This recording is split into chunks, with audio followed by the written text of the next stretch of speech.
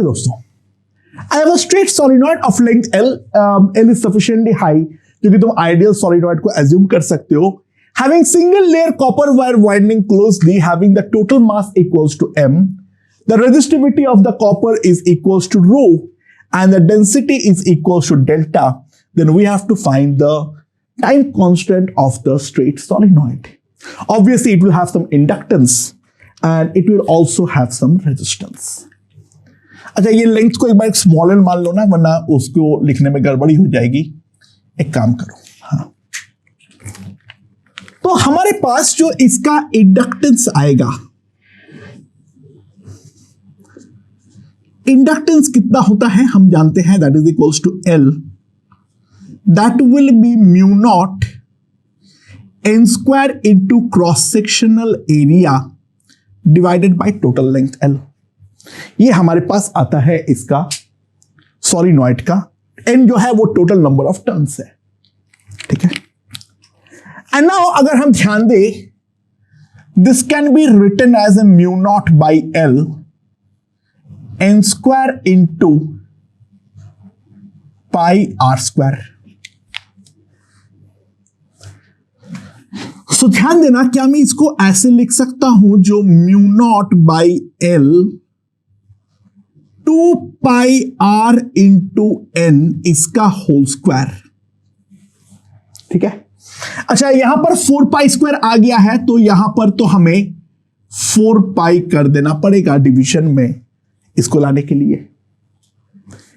Now we realise that 2 pi R is nothing but the 2 pi r is nothing but the क्या है मेरे पास, the length of one turn, and n is the number of turns.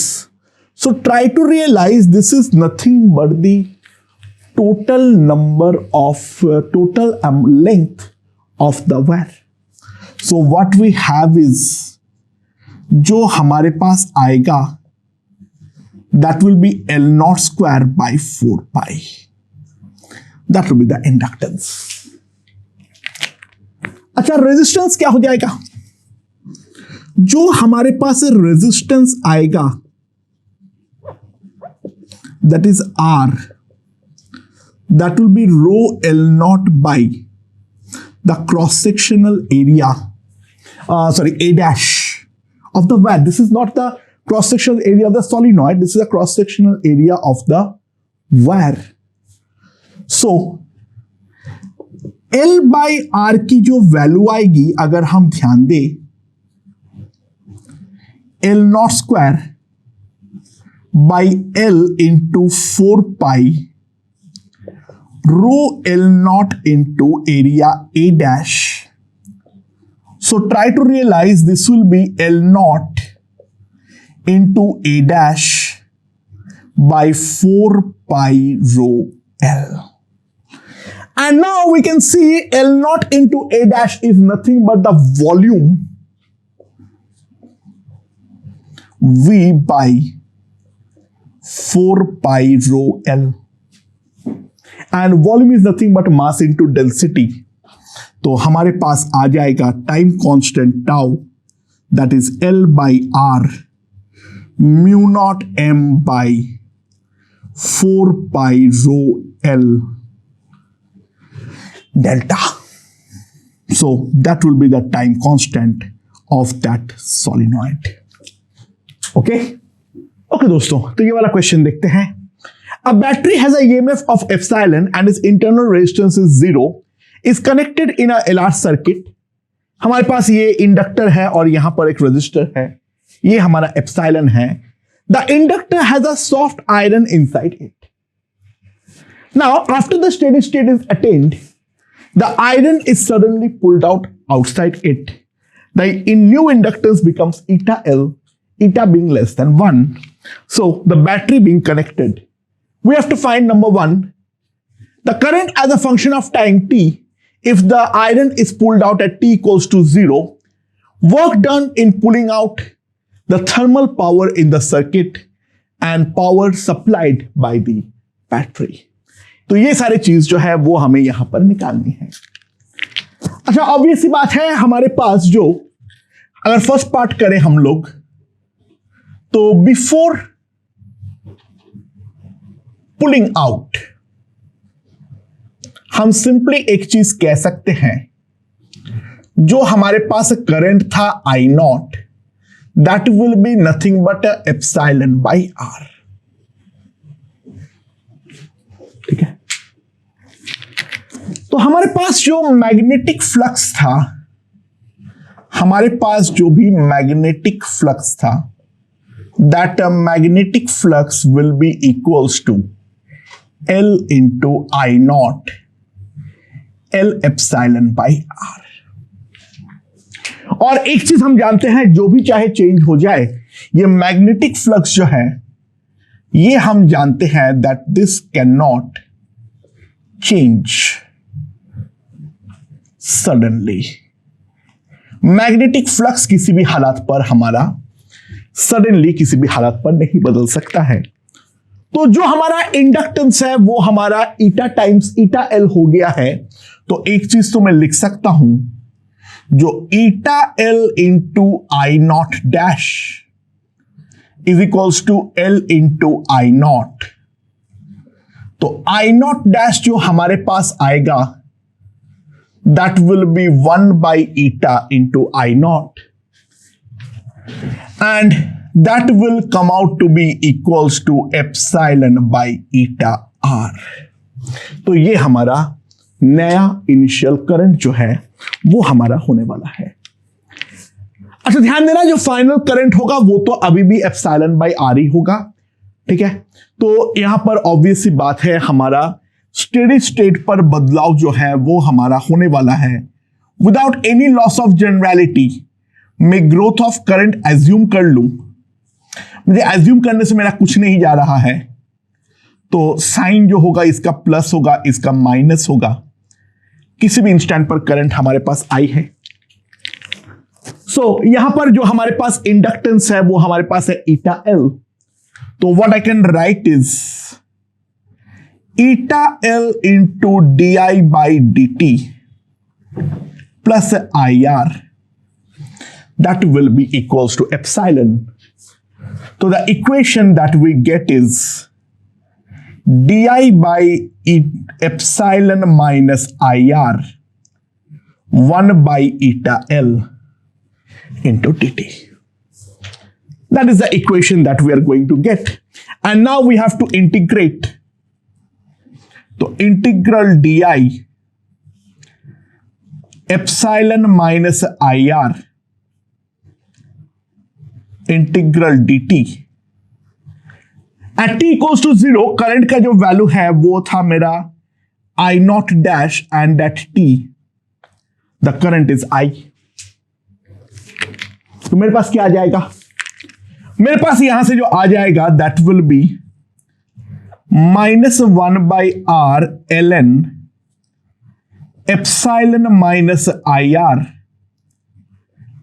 Eta dash R, that will be t by eta l। Okay दोस्तों, now let's substitute the values. तो हमारे पास आ जाएगा ln epsilon minus I R, यहां पर हमारे पास I naught dash into R करूंगा तो एप्सिलॉन बाई ईटा आएगा। So that will be minus R T. अच्छा please try to realise this quantity is a negative. ठीक है, तो हमारे पास जो आ जाएगा that will be I R minus epsilon. ठीक है, 1 by eta minus 1 e to the power minus R T by eta L आ जाएगा। तो करंट आई जो हमारे पास आएगा that will be epsilon by eta R e to the power minus R T by eta L plus epsilon by R 1 minus E to the power minus R T by eta L. So that is the current that we are going to get. ठीक है, before हम पुल करने के बाद ये current जो है वो हमें मिलने वाला है. इनिशियली चेक कर लो, ये वाला टर्म 1 हो जाएगा तो एप्सिलॉन बाई ईटा आ जाएगा. और फाइनली हमारा जब ये करूंगा इन्फिनिटी पे तो ये वाला टर्म तो 0 है, ये वाला टर्म 0 होगा तो हमारे पास एप्सिलॉन बाई आर हो जाएगा. तो बेसिकली ये हमारा डिके ऑफ करंट है. खैर हमें मान लेने से तो कोई फर्क नहीं पड़ता है. सेकेंड पार्ट हम किस तरीके से सॉल्व करेंगे उसके बारे में एक बार देखते हैं. सेकेंड पार्ट के लिए अगर हम ध्यान दें तो जस्ट बिफोर पुलिंग आउट जो हमारे पास इनिशियल एनर्जी होगा that will be half L I naught square. और जस्ट आफ्टर पुलिंग आउट जो हमारे पास फाइनल एनर्जी होगा half eta L into I naught dash का स्क्वायर. जो आई नॉट डैश है try to realise that is I naught by eta, so that will be half L I naught square divided by eta. तो जो हमें work करना पड़ेगा delta W that is nothing but you final minus you initial, that will be half L I naught square 1 by eta minus 1. तो जो हमारे पास work done आएगा I naught is epsilon by R, तो हमारे पास आ जाएगा L epsilon naught square epsilon square by 2R square eta into 1 minus eta. So that is the amount of work done in pulling out that soft iron core. And now the third part, power supplied, the thermal power in the circuit. That is very simple. P is equals to I square R. Substitute I. यहां पर तो कुछ भी नहीं है. Thermal power जो है वो हमारा जनरेट होगा. और फोर्थ पार्ट भी pretty simple है. Delta W battery is nothing but epsilon into I. Substitute the current I to get the value. Main जो हमारा ये वाला पार्ट था उस पार्ट को एक बार हम समझ ले, then it is pretty simple and straightforward. Okay? Okay दोस्तों, ये वाला क्वेश्चन देखते हैं. हमारे पास यहां पर दो पोजीशंस है. यहां पे पोजीशन 1 है, पोजीशन 2 है. एक स्विच जो है वो यहां से यहां मूवेबल है. T इक्वल्स टू 0 पर मैंने सर्किट पे पोजीशन 1 पर इसको कनेक्ट किया. सर्किट जो है उसको मैंने चलने दिया और 4 मिलीसेकंड बाद उसको मैंने पोजीशन 2 पर अगर मैंने मूव कर दिया तो हमें वो टाइम निकालना है जब हमारा करंट जो है वो हमारा 0 हो जाएगा. अच्छा, तो सिंपल सी बात है. सबसे पहले हम एनालाइज करते हैं पोजीशन 1 पे. तो करंट जो है वो आई तो हमारा इस तरीके से फ्लो करवाएगा और करंट आई का जो वैल्यू होगा that will be 50 by 500 into 1 minus E to the power 500t by L. इतना एम्पियर होने वाला है. ठीक है, तो that will be simply equals to I equals to 0.1 1 minus e to the power minus 2500 t ampere. और अब जो है हम लोग t पुट कर रहे हैं 4 मिलीसेकंड. तो सिंपल सी बात है, therefore at t equals to 4 into 10 to the power of -3 second. ठीक है, हमारे पास जो करंट आएगा 0.1 -10 एम्पियर. ये हमारे पास करंट जो है वो हमारा आने वाला है. मेरे ख्याल से ये चीज हमें यहां पर समझ में आ गया है. Pretty simple and straight forward. Okay, अब जो है यहां पर मैंने पोजीशन 2 पर जब मैंने इसको मरोड़ दिया तो I can not change suddenly. Current I जो है वो हमारा सडनली जो है वो किसी भी हालत पर बदलाव नहीं आ सकता है। तो ट्राई टू रियलाइज, अब जो नया सर्किट बनेगा वो तो कुछ इस प्रकार से होगा।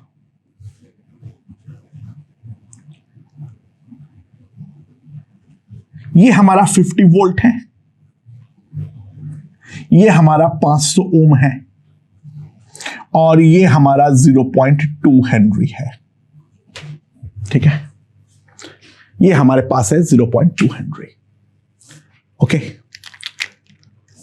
तो अब क्या होने वाला है? देखो ऑब्वियस सी बात है, ये हमारा चाहता है जो हमारा करंट है वो करंट हमारा इस डायरेक्शन पर फ्लो हो। तो मान लो ग्रोथ ऑफ करंट हो रहा है, ठीक है, वो हमारे पास इस तरीके से आने वाला है। तो हम लोग क्या लिख सकते हैं?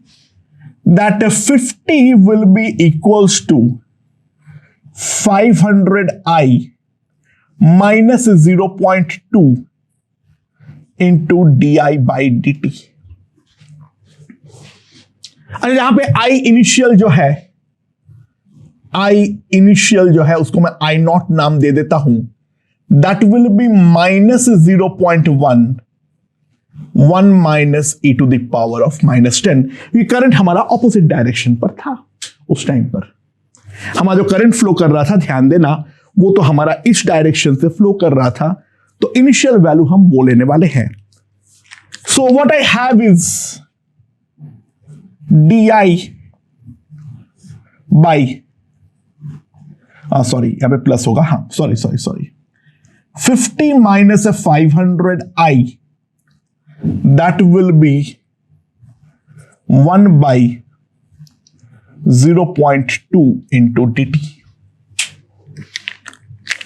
तो हमारे पास जो आ जाएगा that will be -1 by 500 ln 50 minus 500i divided by 50 minus 500i naught, that will be 50।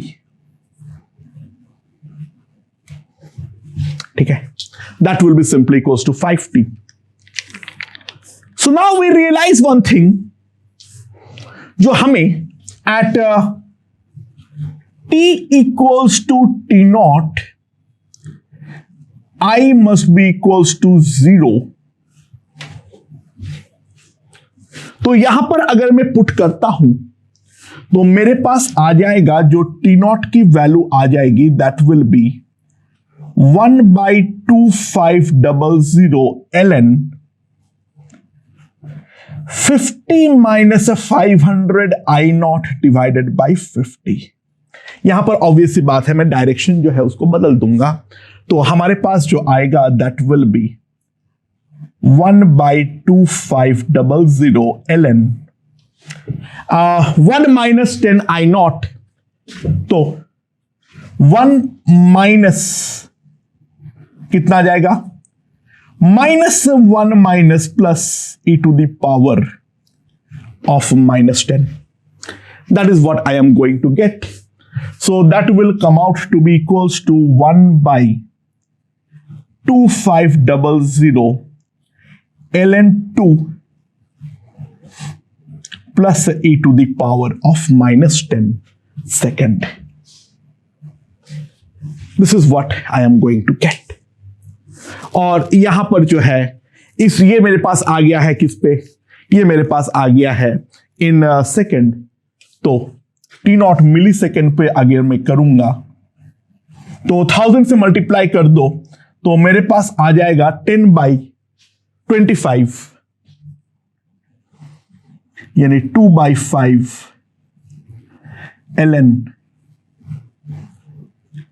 2 plus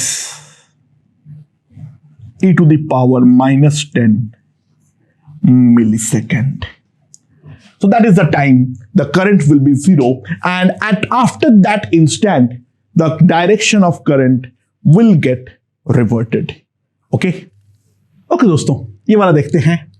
हमारे पास यहां पर 2 इंडक्टर्स है LL का, और मेरे पास 3 बल्ब्स है ABC का, और यहां पर एक स्विच है जो इनिशियली क्लोज्ड है for a very long time. यहां पर एक बैटरी कनेक्टेड है, स्टेडी स्टेट अटेन हो गया है, और अब अगर मैं स्विच को खोलता हूं तो मेरा ब्राइटनेस के साथ क्या होने वाला है। अच्छा, मान लो यहां पर जो हमारा करंट सप्लाई हो रहा है वो हो रहा है हमारा I, ठीक है।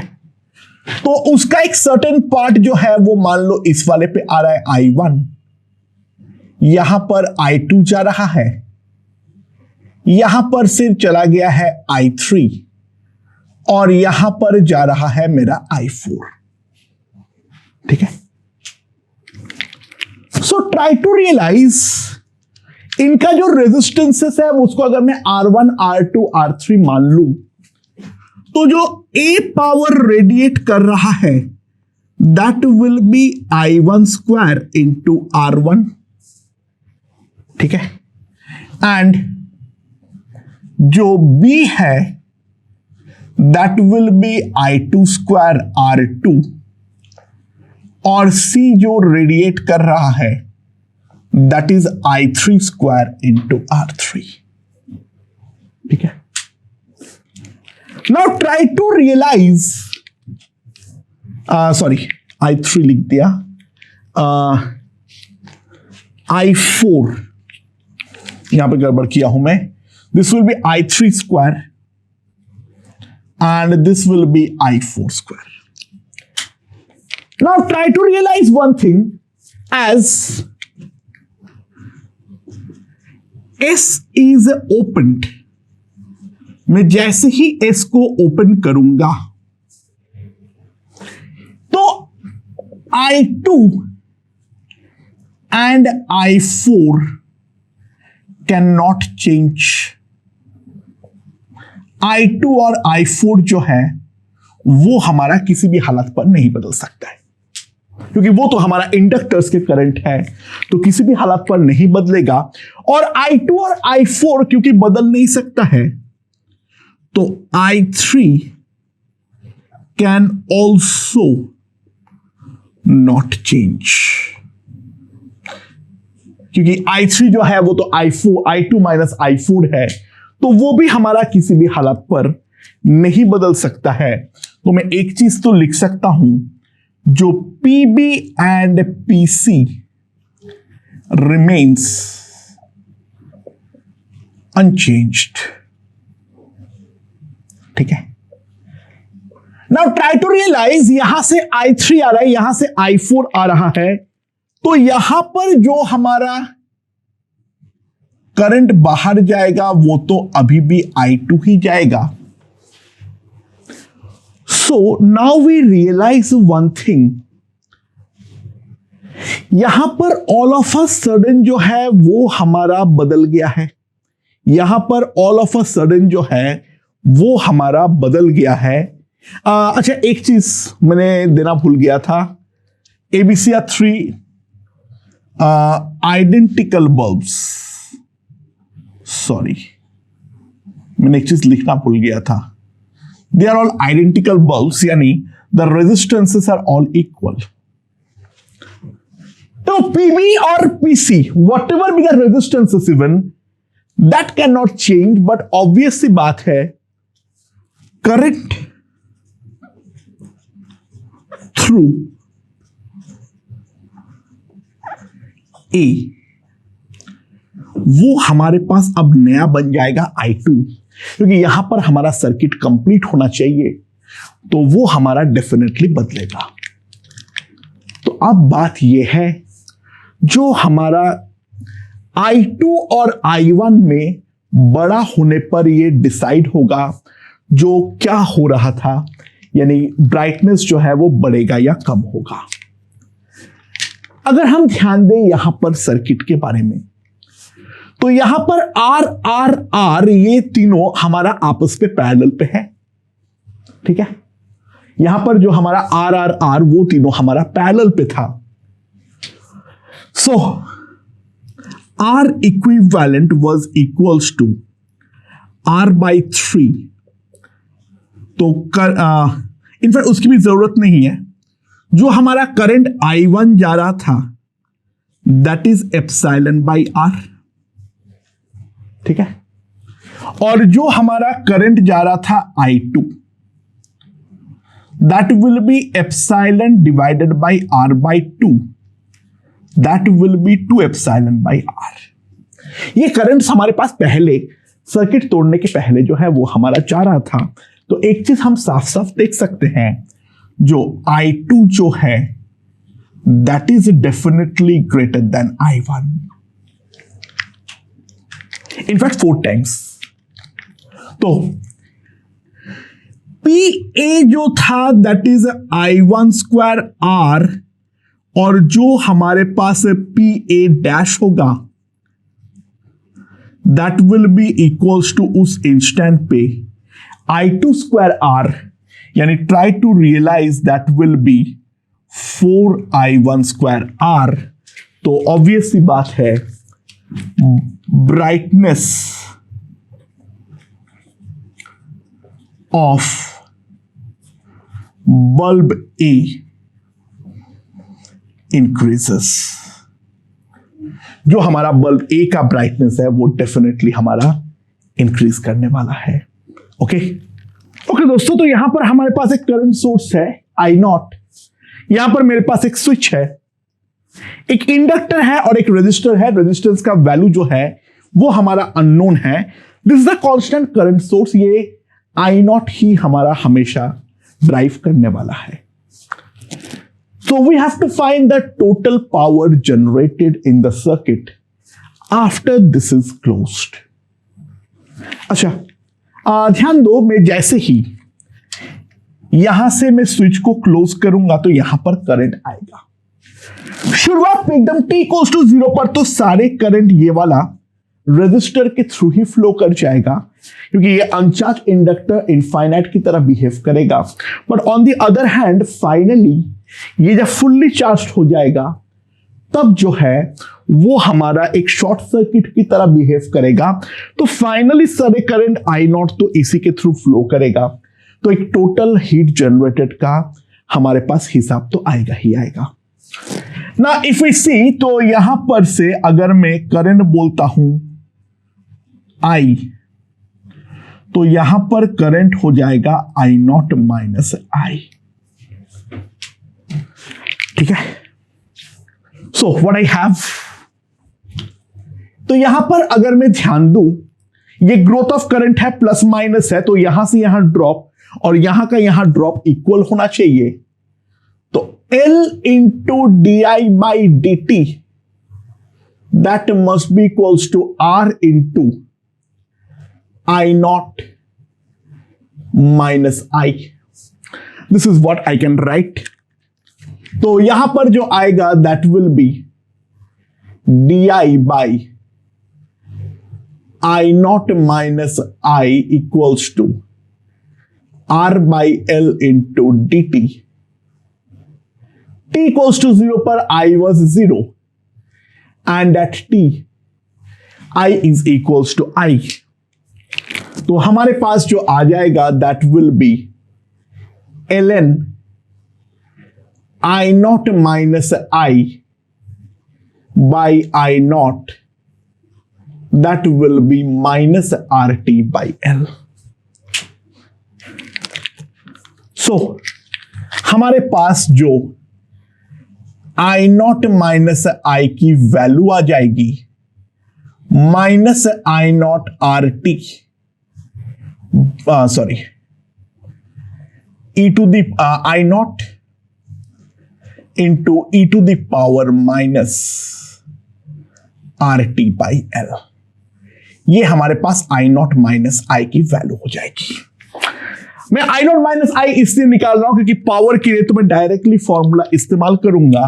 तो जो मेरे पास पावर आएगा P that will be equals to R into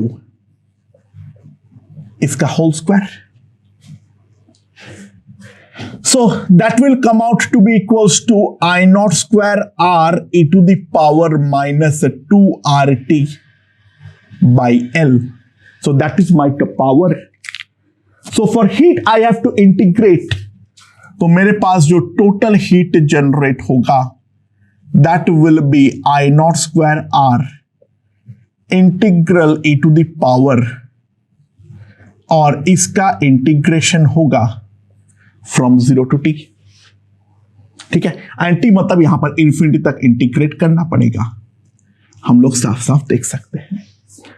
and now we divide, तो हमारे पास सिंपली आ जाएगा I naught square r divided by 2r by L e to the power minus 2RT by L. मैंने limit को exchange कर दिया वो minus के कारण, तो हमारे पास जो इसका काउंट्री तो 1 आ जाएगा, तो हमारे पास जो टोटल हीट जनरेटेड आ जाएगा that will be half L I naught square. मेरे ख्याल से ये समझ में आ गया है. So this is the amount of total heat generated, and exactly ध्यान देना इतना ही अमाउंट ऑफ एनर्जी हमारा इसके अंदर भी स्टोर होगा. तो अगर कोई पूछेगा जो टोटल कितना वर्क किया है इसने, तो total work done by the source will be L into I naught square. Okay दोस्तों, ये वाला क्वेश्चन देखते हैं. A coil is made by winding a large number of turns of a thin wire or a hollow plastic cylinder. A magnet is inserted in the coil and the ends are short circuited. The magnet is suddenly removed. Immediately after the removal, if the first two consecutive time intervals of 0.1 seconds each, amount of heat dissipated in the coil are 0.01 joule and 0.006 joule respectively, then find the total amount of heat dissipated in the circuit. So how do we proceed? Try to realize, ये basically हमारा जो coil है, इस coil के अंदर हमारा, अगर हम ध्यान दें, इसका इंडक्टेंस जो है वो हमारा L है, और कुछ तो रेजिस्टेंस होगा दैट इज R. अच्छा, मैग्नेट के रिमूवल पे एक सडन चेंज इन फ्लक्स हुआ है, जिस कारण पे एक EMF जनरेट हुआ है, एंड उस EMF के कारण इंडक्टर के अंदर कुछ इनिशियल करंट डेवलप हुआ है. Suppose that is I naught. तो मैग्नेट को रिमूव करते ही at t equals to 0, let the current that is developed in coil, suppose that is equals to I naught. जो हमारा करंट डेवलप हुआ है coil पे, that is equals to I naught. ठीक है, एंड ऑब्वियसली बात है उसका अब डिके ऑफ करंट होगा, and I will be simply equals to I naught into e to the power minus RT by L. ठीक है, so we realize one thing, जो हमारा डेल्टा W1 है that will be half L I naught square minus half L I naught square e to the power, t जो है वो मेरा 0.r to the power minus 2RT by L. t जो है वो मेरा 0.1 है, उसको मैं बाद में पुट करूंगा. एंड जो हमारा डेल्टा W2 होगा, try to realise that will be half L I naught square e to the power minus 2RT by L minus half L I naught square e to the power minus 4RT by L. And from here if we see, यहां से मैं e to the power minus 2RT by L common अगर ले लूं तो यहां पर हमारे पास सिंपली आ जाएगा delta W1। So delta W1 जो है वो मेरे पास आ चुका है। तो यहां से जो सबसे इंपॉर्टेंट चीज है e to the power minus 2RT by L delta W by delta W1। Try to realise जो हमारे पास टोटल हीट डिसिपिटेड होगा that is nothing but half LI naught square, उसको मैं डेल्टा W से रिप्रेजेंट अगर करूं तो delta W1 delta W1 minus ये हमारे पास आने वाला है। That is what I can right. So delta W will simply come out to be equals to delta W1 square minus delta W2। तो that will be 0.01 का whole square 0.004। तो ऊपर आ जाएगा 10 टू द पावर माइनस 4, नीचे आ जाएगा 4 into 10 to the power minus 3। तो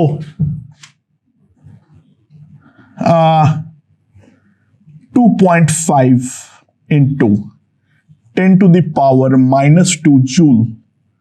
So that will be 250 millijoule. 25 millijoule. So that is the total amount of heat that is going to get produced. ये वाला question का लेंथ जितना है, solution is pretty simple, मेरे ख्याल से समझ में आ चुका है, राइट? ओके दोस्तों, a pretty similar question as like this constant current source I naught. यहां पर एक छोटा सा डिफरेंस है, यहां पर बैटरी का एक इंटरनल रेजिस्टेंस भी है R, स्मॉल r, और यहां पर EMF दिया हुआ है epsilon. So we have to find the total heat that is generated in R after it is being closed. तो ऑब्वियस बात है, कोई भी जनरल इंस्टेंट पर मान लो यहां पर करंट जाता है I, तो यहां पर जाता है I1 और यहां पर जाता है I2। अच्छा, ऑब्वियस बात है, ग्रोथ ऑफ करंट हो रहा है, तो what I can write is by dt is equals to I1R, and one thing we can also write is I2 I minus I1. So if we substitute the value over there, so what we get is L into d by dt I minus I1, that is equals to I1R. Our job is to find the value of I1. So we apply the KVL over here. So we get epsilon is equals to I1R plus IR. So I will simply come out to be by small r, and sorry, then we substitute the value over here. So what we get is L d by dt of epsilon minus I1R minus I1, that is equals to I1 capital R. So now epsilon by r का differentiation तो हमारे पास 0 हो जाएगा। So what I have is minus L into यहां पर मेरे पास आ जाएगा small r by capital R by small r plus 1 into di by dt, that is equals to I1 into R. This is what I am going to get. So what I have is a di by I1 minus a capital R small r into L dt. This is what we are going to get. And initially अगर हम देखें तो ln I1, यहां का value है I1, और जो हमारे पास इनिशियल वैल्यू होगा, try to realise this will act as an open circuit, तो सारे करंट इसी के थ्रू ही तो फ्लो करेगा. So we will have epsilon divided by capital R minus small r t by R plus R into L. So the value of current I1 will be equals to epsilon by capital R plus small r e to the power minus RRT L. ये हमारे पास आ जाएगा I1. So the power P जो हमारे पास आएगा, P will be equals to I1 square capital R. So that will come out to be equals to epsilon square R capital R plus small r का whole square e to the power minus 2 RRT small r into L. That is the power. And for heat we have to simply integrate. तो हमारे पास heat जो आएगा that will be epsilon square R capital R plus small r का whole square e to the power minus 2 RRT L dt. This is integrated from 0 to infinity. And what do we get? तो इसको ये division में आएगा, बाकी quantity तो 1 हो जाएगा, that I know. Minus sign को भूल जाओ. तो epsilon square R capital R plus small r का whole square capital R plus small r L to capital R small r. This is what we are going to get. And यहां पर capital R gone, and ये भी एक term चला गया है. तो हाफ L एप्सिलॉन स्क्वायर